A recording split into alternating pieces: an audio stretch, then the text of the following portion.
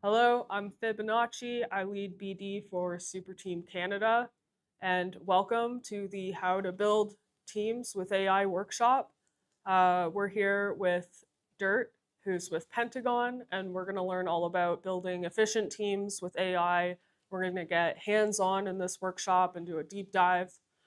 For anyone who's watching, this workshop is part of a series at the Toronto Build Station for the Frontier Hackathon that's ongoing right now. And we have a program for Canadian teams. If you are competing in the Frontier Hackathon, even if you don't know what that is, but you're interested in building in the blockchain space, you can apply for Spark North. That is at superteam.ca. And with that, I will hand it off to our esteemed guest. Dirt, thank you for being with us. Tibbs, thank you for the lovely intro. And to the Super Team Canada team and members, thanks for having me on. You guys are always doing lovely work. So it's my pleasure to give, I guess, my first workshop ever. A preamble. I like my AI like to ramble a lot. So I've made some notes to keep me on a good train of thought. But I'm human and my Ritalin wore off like 8 hours ago. So things get a little unhinged. That's okay. Yeah, so a little feedback for myself. How to build an AI powered team. I kind of broke this down into 4 parts. I got the problem, the architecture, the build, and the operations. First 2 parts I'll go through a little quicker. This is going to be more like philosophical, and then I'll get you guys into what we have here on the screen, which is Pentagon.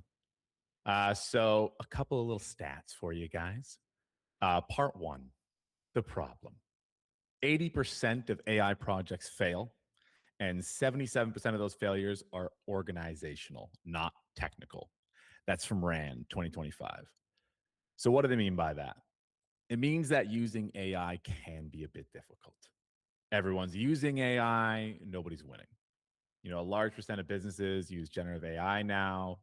A large number of enterprise AI projects show zero measurable returns. The gap isn't adoption, it's execution. Context dies with every session. Every time you close a chat, open a new one, your AI forgets, you're re onboarding a new employee every day. You're the coordination layer. Your content chat doesn't know what your dev chat decided. You're manually copying context between tools. You're not leveraging, you're creating overhead. When I first started using AI, that's what I was doing. ChatGPT or trying the next latest thing. And you're consistently copying and pasting one to another. You're running multiple accounts. You can't even remember where you got stuff stored. Pentagon helps you fix that. The last problem I got noted down is that hiring is the highest stakes decision you make early on. When you're early stage, one bad hire doesn't just cost money, it can cost months and direction and maybe even the company. That is what you can do with Pentagon.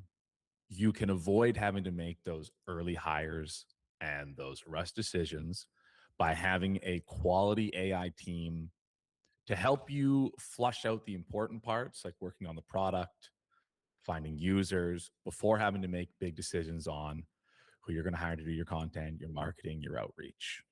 So it's buying you time to build the right one. Part 2, architecture. So very simply, you go to pentagon.run and you download. It is currently Mac only. You connect Cloud Code, very soon to be Codex, and you're off to the races. I'll show you guys in here just how to do that when we get down a little bit further, but it's very easy. Design decisions are pretty obvious. Anybody who's been using agentic systems knows that having reliance on just one provider can be risky. With Anthropic and a lot of the decisions that they've made around harnesses and APIs, if you're going to be using a system, you want to know that tomorrow it's not going to be shut down. So that's a good robustness. Also, I just saw today Opus 4.7 came out, which is very exciting. We kind of have this joke in the industry. I don't really know if that's actually a thing or actually true, but we say it as a joke, or at least I do, that there's pre and post 4.6. Now, before Mountain Down February, I was working on OpenClaw, doing a bunch of agent stuff, and like switching between Kimmy on Moonshot and like Claude and all these APIs and using ChatGPT and like consistently running up API bills and having issues. Then when I switched to Anthropic and I got the max subscription and 4.6, I have just been nonstop producing output with these kinds of systems without having to worry about its intelligence, its ability to create graphics. So knowing that 4.7 is coming out or is out and the cost is the same, for me is like super exciting. I won't be leaving Claude for Codex anytime soon unless something crazy happens or they pull the plug. But anyways, onto the architecture. Another fancy quote for you guys. The companies winning with AI aren't using better models. They're redesigning how work gets done, which is important. So, as I said, there's no lock in to a single model. Right now, it is for Claude, but very soon it will be for Codex. What you get with systems like this is persistent memory. As I had mentioned, your agents remember every conversation, every decision, every correction. Week one, they're learning your business. Month two, they know it better than any new hire. And there's some important things that I'll talk about down below too that help you create that. And that's like if using SEO machine and GitHub. I don't know if anybody's heard of that, but it's essentially codifying your branding into a GitHub set of files that you point your agents to help them actually stay on track. Another really awesome thing with the architecture of Pentagon is agent to agent communication, which is something that Edgar has open source, which is very cool. And it's, I think, very native to Pentagon. And I'll give you guys a little tutorial of how that looks. It is very awesome. And lastly, you become the project manager. When I talk about Pentagon and I try to explain to people sort of as simply as I can, it's project management. It's an agent orchestration layer. So plug in your LLM, spin up an agent, give it a soul, a purpose, a task, give it skills, and then put it into teams any way that you would a real business. And so just like that, you are the project manager. So now let's get into the fun stuff. Part three, the build. You're hiring. You're not configuring software. That's the beauty part. One of the things that I love most about this is when I first started my journey into building AI stuff, let's say agentic in January. Sorry, I lost my train of thought there. I'm just going to move past that. Fibs, you have to cut that out of the feed. The build. So restarting that, you're hiring, you're not configuring something. Ah, that's what it was. Staying on top of Twitter is perpetually brain numbing. You're scrolling, you're trying to stay on top of what new AI stuff is coming out, and it can really take over your mind because you're building these things and you're trying to stay ahead of everybody and staying ahead of the curve. And you're like, you read a blog and you're like, oh, I should do this and I should try that and I should try this. What Pentagon does for me is it allows me to just stay focused on output. I don't have to worry about the next new thing. I just know that those that are building it, Edgar and the team, are going to be presenting it to me in a way that makes it easier for me. Opus 4.7 comes out, I go perfect. I can already access it today. And that is an important part because a lot of these guys, a lot of you guys are in hackathons and you're building and you're thinking, I don't know if I have a lot of time to spend and devote to monkeying around with AI. And when you find a piece of software that works well, you can stick to it and not have to worry about tech debt. Okay, so the build.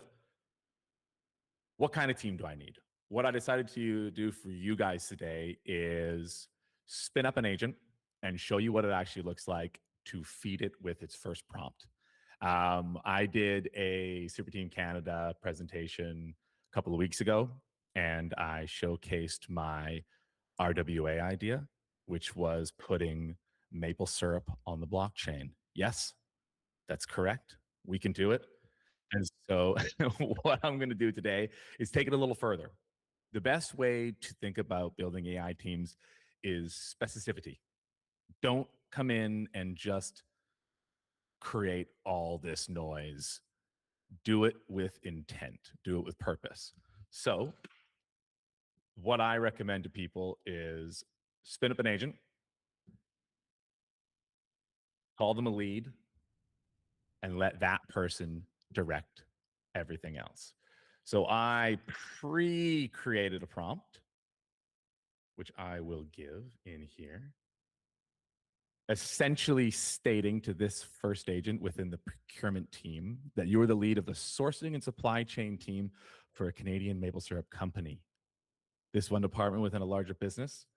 There are other teams handling the tech stack, tokenization, and bringing the product on chain, blah, blah, blah, blah, blah. I've told them that I want 4 agents for them to spin up. I want them to write their soul, write their purpose, and get going. So I will let them go off to the races. So being direct about your desires is very important. It's very easy to come to Pentagon, create a new map, which I'm not going to do right now. It's very easy. Actually, no, I'll do it at the end for you guys. You can come in, create a map, create agents, give them roles. You know, you download skills from Vercel or wherever you go shopping for your skills, and you can very easily overwhelm yourself with that kind of stuff. So picking a specific flow, like for me, I got my real world asset hackathon project. I want to bring maple syrup on chain. It's a fantastic idea, but I realized that I don't actually know anybody with maple syrup. And so I should probably source the supply chain before I close my fundraising round, which is fully prescribed, I will say. And so the way to think about this is, you know, who's my first hire? One agent, one job, operational purpose, show the soul, the voice, the boundaries, the pattern, all the good stuff. And then you split out into a team. And then once you get the team going, you begin to have more aha moments that they can talk to each other, that they can learn from each other. And that begins to have flywheel effects, which are very, very profound. So this guy right now is spinning up. I'll let him do his work. And I'll show you a few of the things about how he works in the background. So every agent, when they pop up, I wonder actually might be a good idea while we do that. Yeah, I'll do that. While he's thinking, no, I want to see it live. Sorry, guys. This is the live. This is a raw tutorial. Um, I'll go through it first. The chat bot, which you see here that I just clicked, is Pentagon's creation. This will persist whether you're using Claude or Codex in the future or any LLM of your choice. This is what the Pentagon team built, which allows for agent to agent communication. Oh, nice. So it's just asked me if I'm ready to spawn the next agent. And I will say, yes, please proceed with creating operations.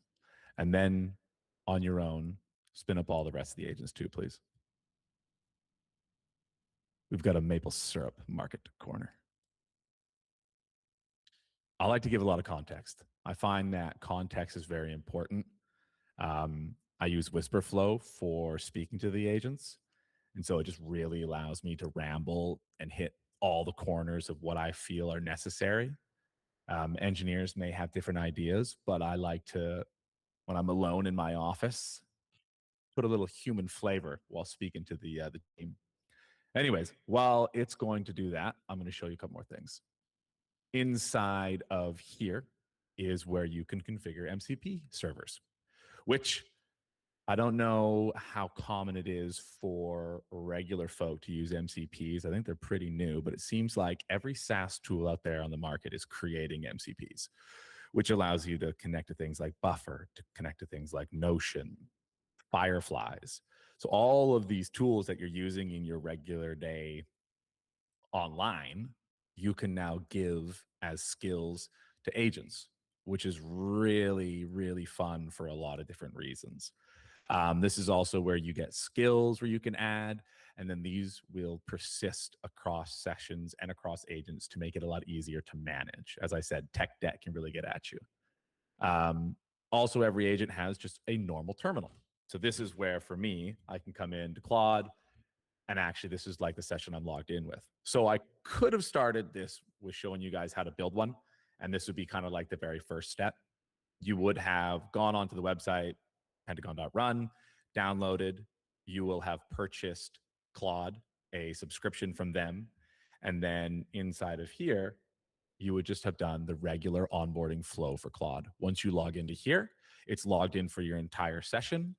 And this is also in case you have any troubleshooting issues, because Claude sometimes does have issues, but all in all, it's pretty good. Then the behind the scenes, the cog, the settings, you have the ability to do a little bit of tinkering. Obviously, you can change names, change emojis, change colors. You have the ability to choose what model each one runs. And so that can allow you, maybe you've got simple scraping agents and you don't want them eating up all your tokens. You can just knock them down to 4.6. Very soon, 4.7 will be here. I'm going to have to get on Edgar about that. The boys are hungry. And then down below, there's heartbeats. So anybody who ran OpenClaw knows the value of a heartbeat. And the heartbeat is essentially every X amount of time on a schedule, wake up, do a certain thing. And so what I could do for when my researcher agent pops up for the procurement team, I'll be able to say every 24 hours, I want you to go search all of Western Canada or all of Canada for the best maple syrup providers. Give me the stats on the market. Tell me what maple syrup is going on, what the price is. I actually don't know if people trade maple syrup that way, but we'd find out. Routines are very similar. You're able to just add multiple tasks with reoccurring and independent schedules. And then this is your folder access, which I didn't explain, but you have the choice of local files, which is what I use, or storing in GitHub or using cloud. GitHub is very handy for certain kinds of things, like I mentioned before with the SEO machine and branding. It's also, if you start vibe coding websites, you're going to be using Vercel, Supabase. You're going to be using all the fun stuff, which I won't talk about in this chat, but I am very open to conversations with anyone. They can reach out to me, and very happy to give like some strategy sessions around that. All right, where's this guy? Full source searching on the bill on the map. Oh, did you?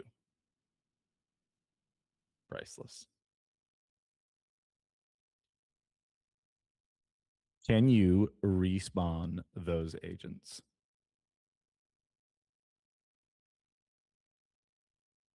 Always a risk when live streaming. But you know what? We're just out here. We're raw dogging it.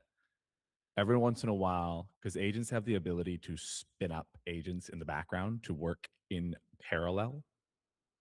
And so sometimes they don't actually spawn them onto the map, which it's hot in here. I'm in Thailand. I'm not blushing. You're blushing. But I will continue on while he thinks on that. So that's essentially the gist of the architecture. I am not an engineer, so I'm not going to talk to you about, the hows it goes on in the background. And I think that's a very important part of building agentic teams is you don't need to be. You need to just be able to be creative in your solutions, ability to think outside of the box. The best thing about these agents is they're very self-solving. When you have issues, you come to them and you say, hey, such and such is having a hard time. So for instance, I come to my presentation guy and I say, hey, presentation lead, we're having a bit of an issue here. The lead guy that I just I just created within the procurement map, I gave him my prompt to have him spin up agents, and I'm live on a presentation and he's not doing it. So I'm going to give you the prompt, and can you please create these agents and then fire the lead? He's really blown it for us. And so, which is cool. Like, you don't necessarily just need to go into a group chat and say, hey guys, I'm stuck, help me.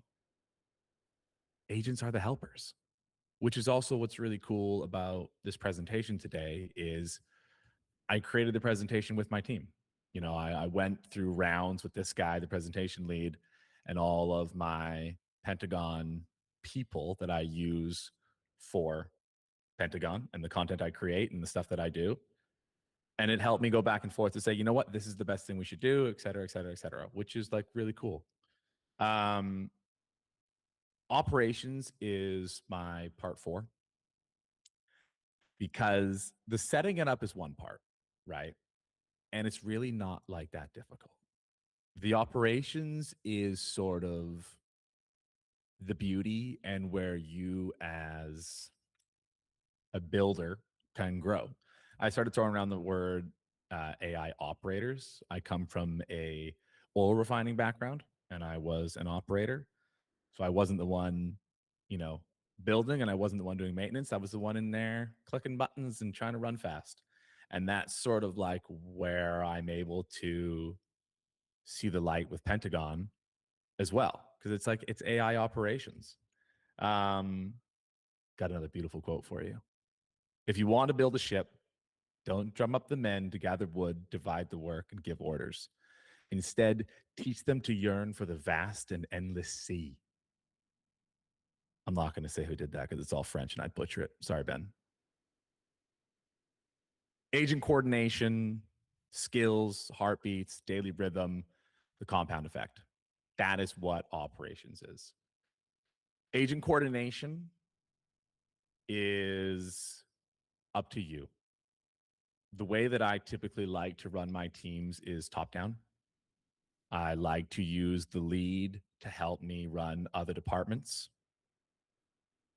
Only when the lead is busy and I got the caffeine going and I'm fired up, do I start to go to the other agents to start to dictate them too.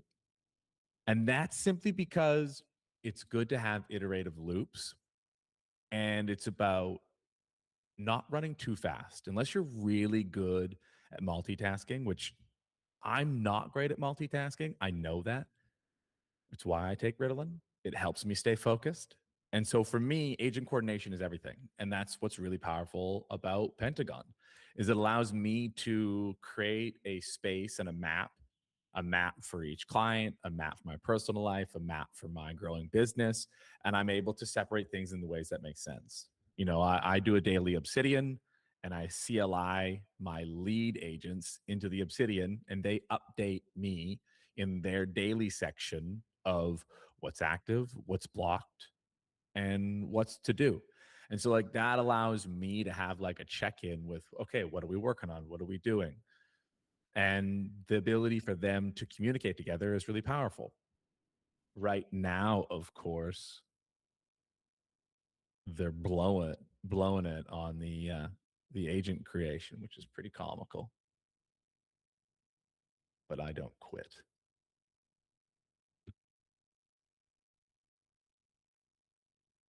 We're going way up the chain. Okay, lead. There seems to be some issues with creating the following 4 agents for my procurement team for maple syrup. I'm going to send you the prompt that I sent to the other ones.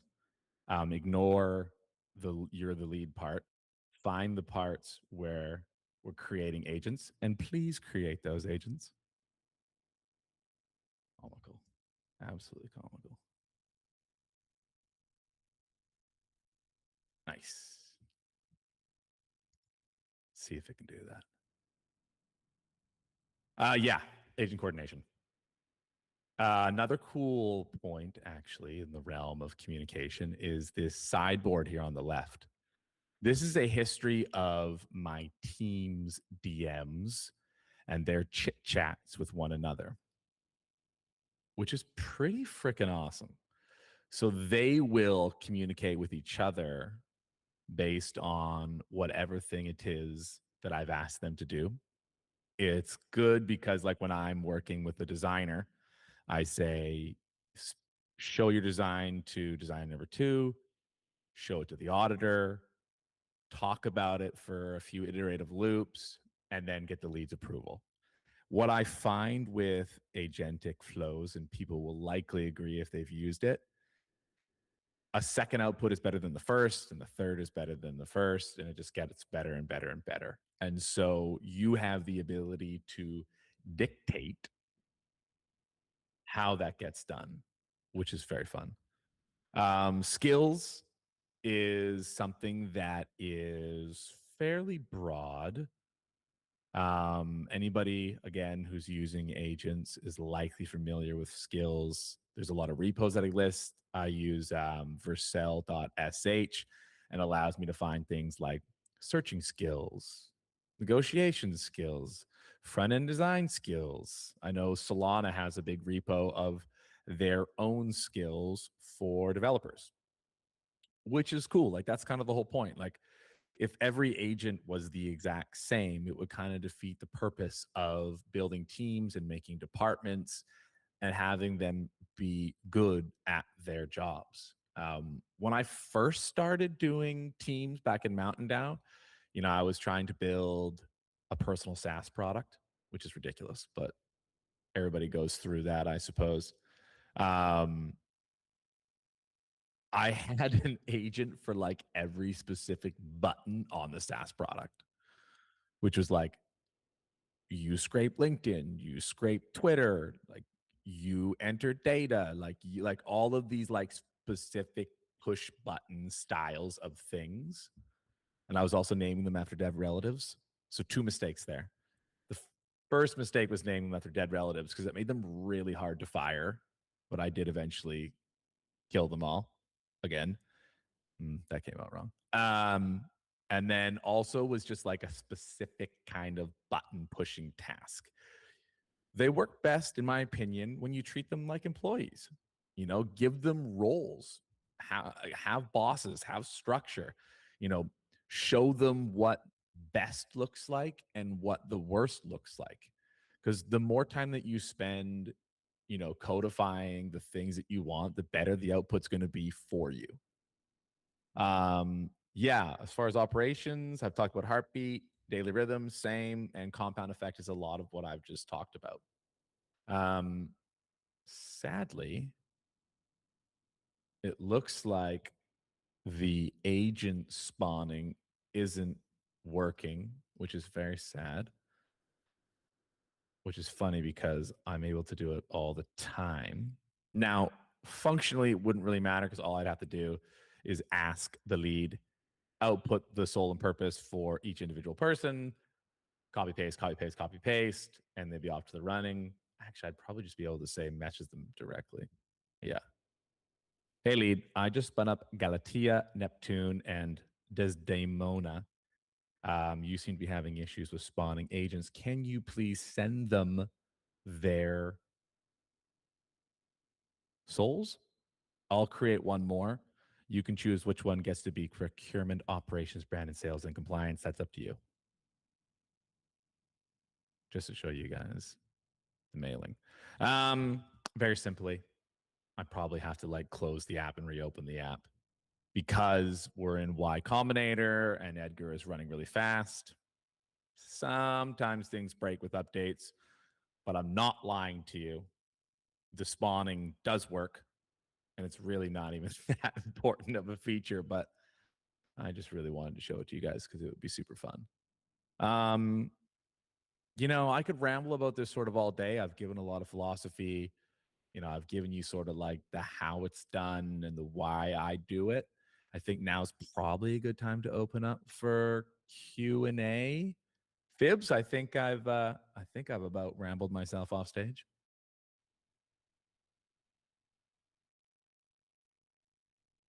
It took us a moment to unmute there because we have to unmute in two places. But yes, we are ready for your question period. Does anyone have questions in our room? Yes. Thank you. Good presentation, man. Very informative. Are there any traditional roles in an organization you have been unable to automate or set up in this structure? What's your guiding criteria around how you think about that? Yeah, solid question. I think what I've learned, because I went down the road of I had this growth job, doing marketing and sales, BD, and I was like, I'm gonna automate everything, and that's what prompted me to build the SaaS product. And then, you start adding tools for everything. You're like, I'm gonna get a phone number. I'm gonna give them an email. I'm gonna give them everything. And what you realize is that human in the loop is what I've been saying is like very important. So it's like certain flows you can fully automate. Let's just say the content schedule. But do you really want to? No. You want to go in and audit the designer's work. You want to go in and audit the writer's work. So my approach to automation has actually changed, and I think Edgar stands behind that as well, and Pentagon is a good like purpose for that. Human in the loop is very important. One thing I didn't touch on is that multiplayer mode will be coming hopefully in the coming weeks. I know it's an important feature that Edgar wants to use, and it'll be really big for teams. And that's a prime example of human in the loop. You can go super far with research and coding and graphic design and business and like pipelines and funnels, and especially with heartbeats and cloud agents to get so much done. But having that person in there is like your distribution. It's like the quality marketing. It's like, I don't want this to be replace all people. It's more like make all people better. So I know I kind of like I went off a little bit. And that's because I think the answer there is that every flow needs a person, in my opinion. No, thanks, man. That's helpful context. So maybe let me try it another way. So when would you go with a pricing analyst to look at a problem versus a CFO, right? You think I about see. I that, see what you're saying. and how do you think about that versus something more like linear, right? Like a digital marketing, like Mhm. if it's interpreting data or something, it's more along the fringes of what these are really able to do with practical problems.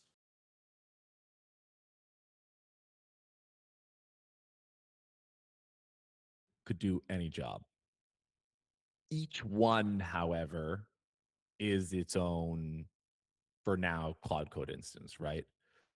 And has its ability to be trained in a certain way. The beauty of agents is that you could be like, you know, oh, I've been the lead the whole time. You could be like, you know what? You suck as team lead. You're now the financial forecaster. And he'll be like, okay, I love it. I'm the financial forecaster now. This is the sweetest, best thing ever, right? Like they don't have the ability to be like, no, this sucks, right? Like they can't do that. And so to answer your question, it really comes down to you as an AI operator stopping yourself from like crossing those boundaries.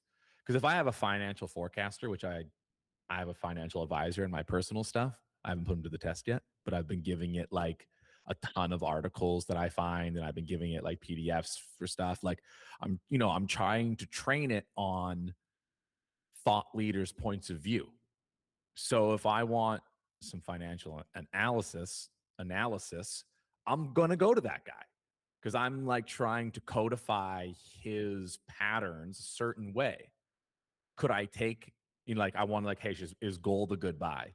I could ask my presentation lead if gold's a good buy, and what he's gonna do is he's gonna search Google for is gold a good buy, or he'll search a couple other places, and like you could tell him to like look really hard and involve other people, and it'd be interesting to see like what the results would be. But the other guy is going to do those things, but then he's going to think about the extra context that you gave, the extra skills that you've downloaded, and he's going to go, okay, this is what I saw, based on the information that you've given me and the training you've given me. This is what I think we should do. And so really it's like all in the eye of the beholder.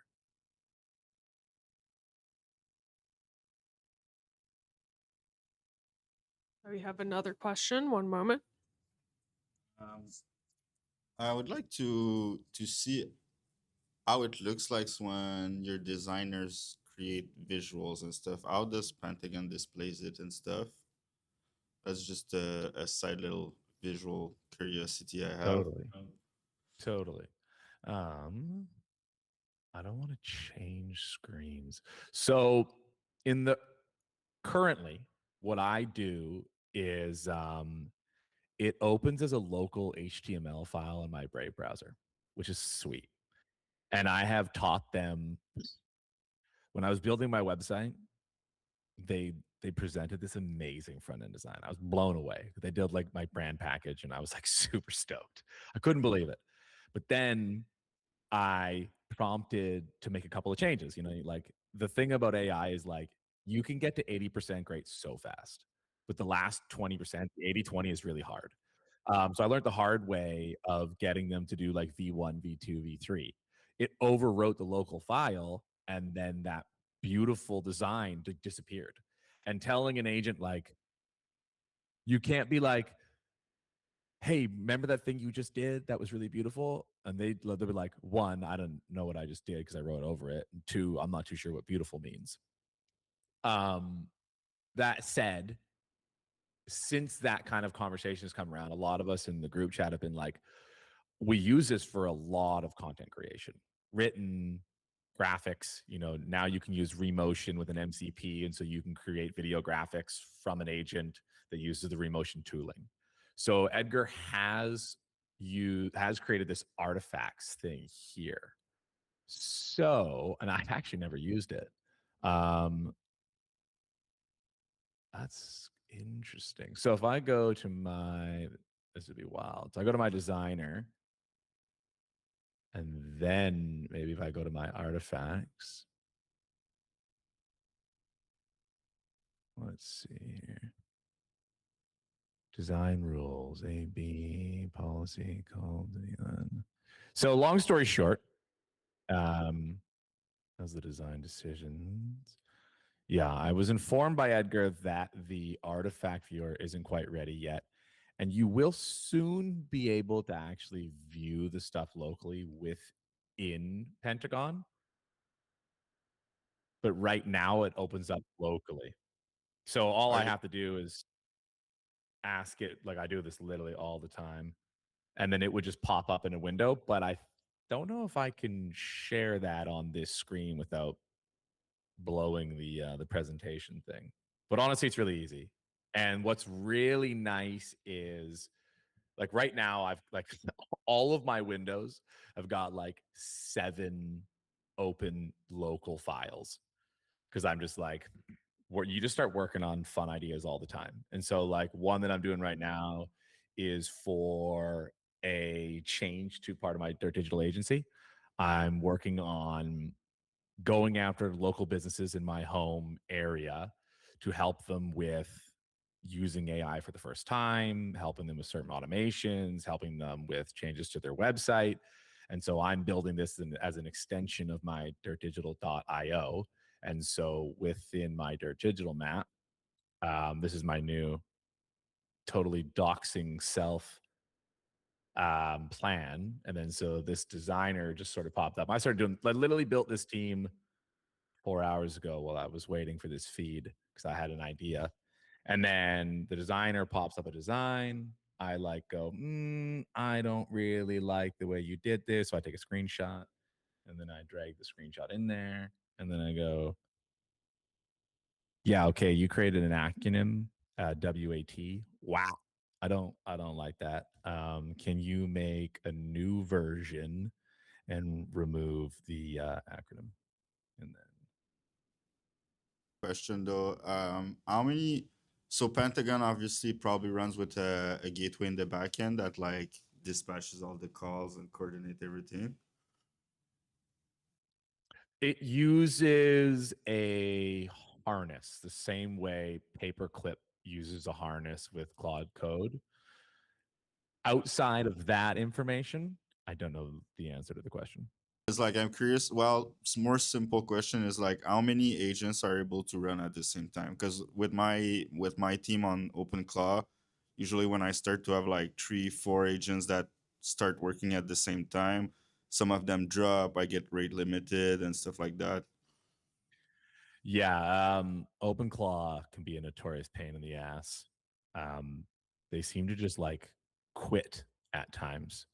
Um, I have 18 plus 20 plus, I'll leave you off the personal, man.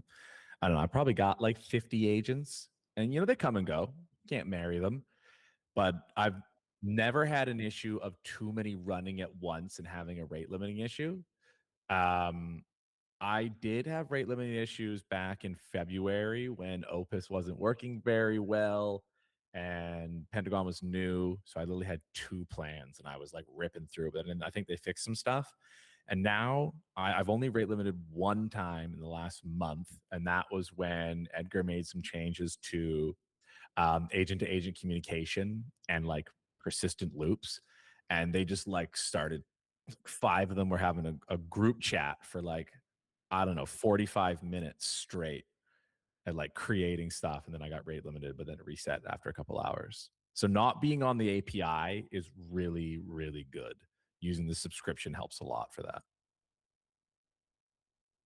Thank you. Well, and I have a friend that owns like a maple farm. If you want, I could ever get you in touch. He's like a teacher and stuff. And he was thinking about RW. That's so good.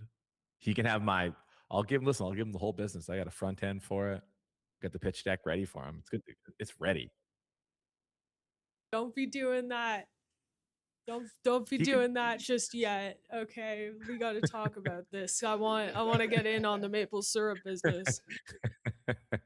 Listen, we just gotta, if Jerk Terror is out there somewhere, I know he's got a little maple forest. There's too many leaks. No more leaks. Like amazing visuals. I love it. Quick technical question: are you wrapping around Claude, and what are you using to stream your actually events on the Windows?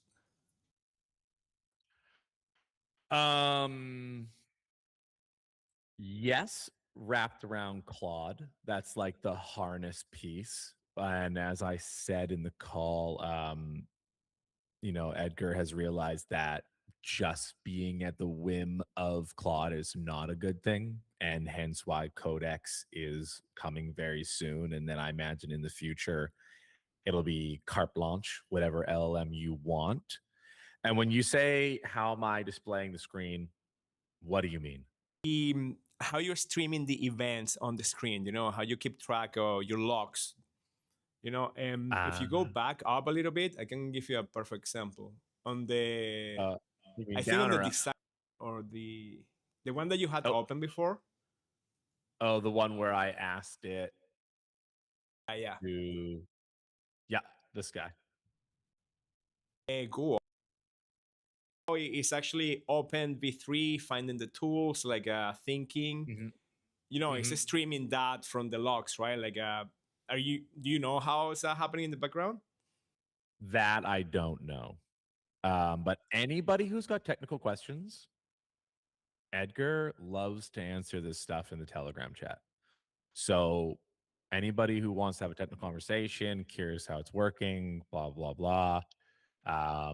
The chat is, the link to the group chat is inside of our Telegram. I can always share it again after this call to jump in. Because listen, like, as you saw, things don't always work perfectly.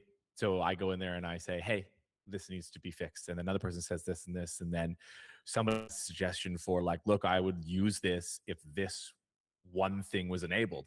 So it really, like, you get to have a say in how this product gets formalized in real time. So I do. I recommend people to join. And like at the end of the day, like it's not going to be for everybody. I get that.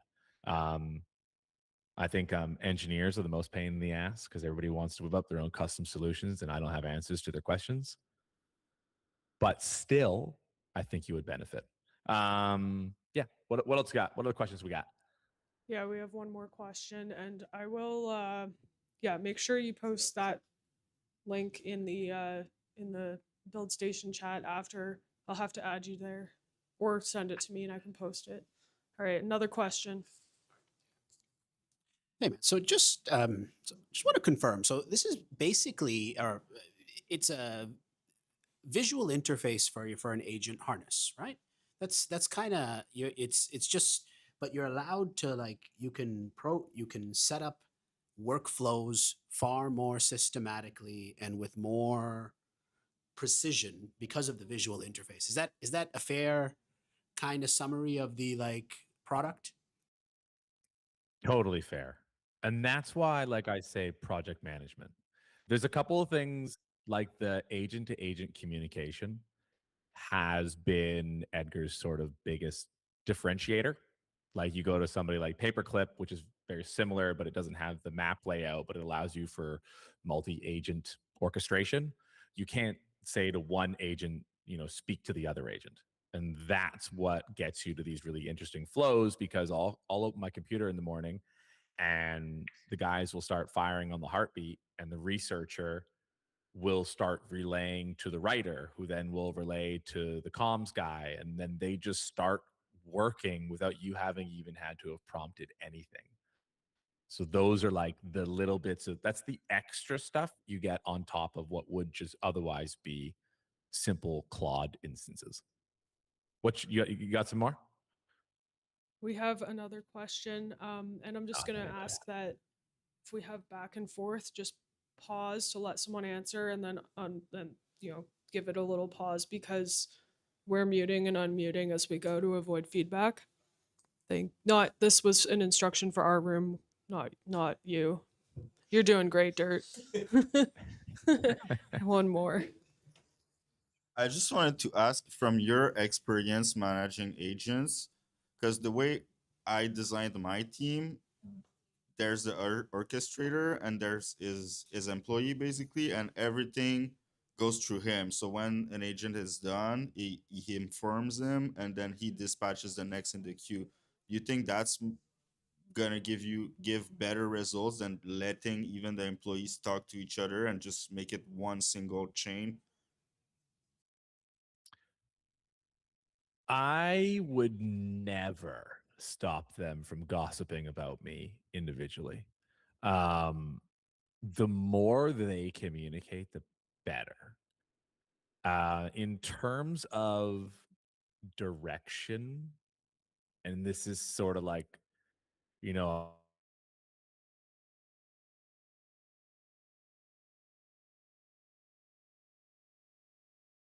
a possibility. Let me just like fire prompts at all of them.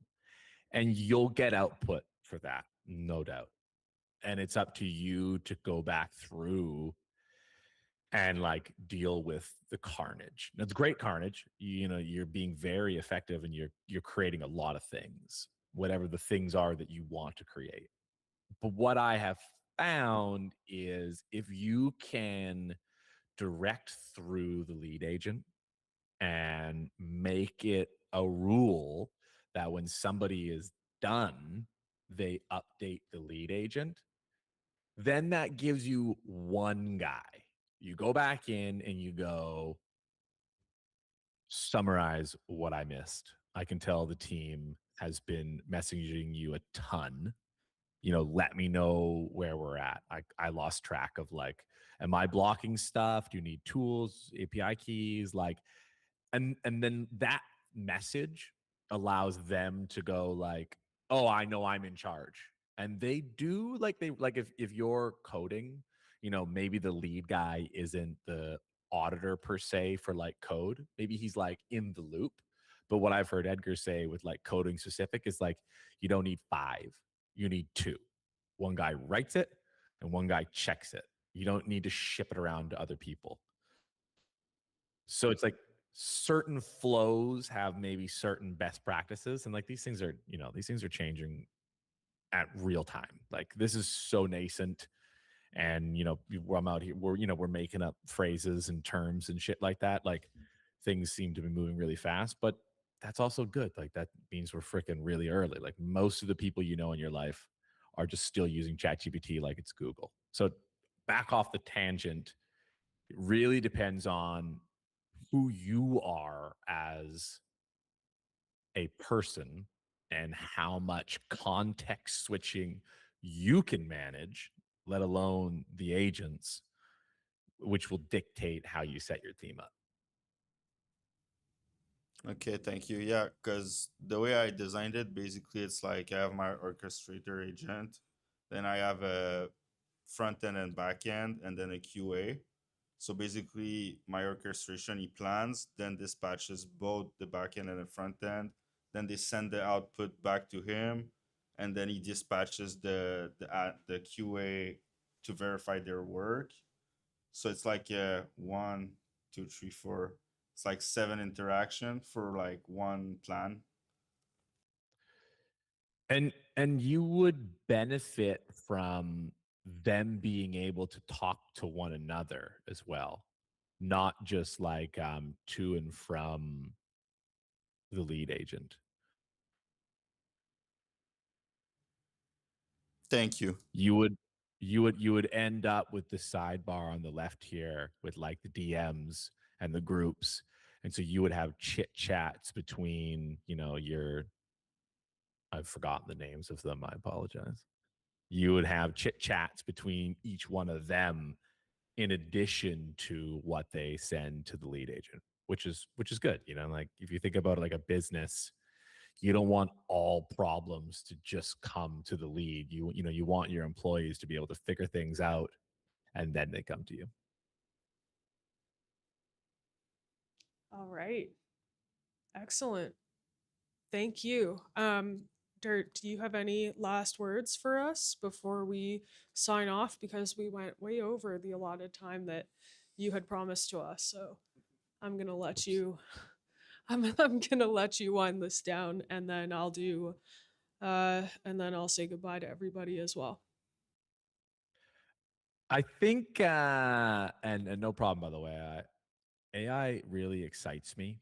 I know a lot of people you carry around in your life like chips on your shoulder or like missed opportunities or like for me that was dropping out of university far too early, not getting a degree.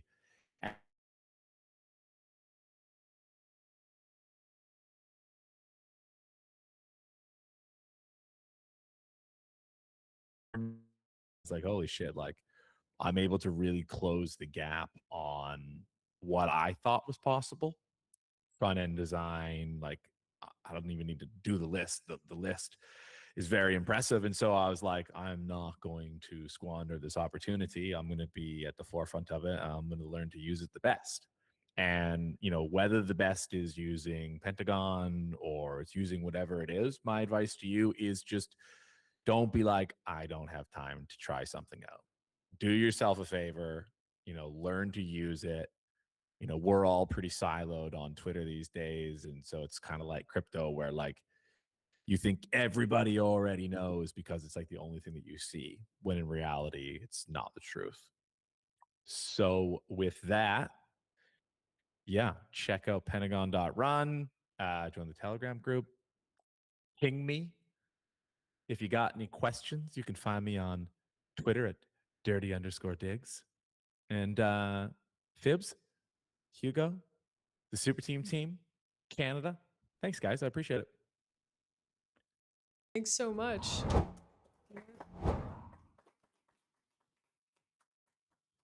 And everyone here loves your Twitter handle, so Dirt never change, please. Thank you, everyone, for joining us. If you don't know, there is a startup competition. It's a global startup competition for builders on Solana.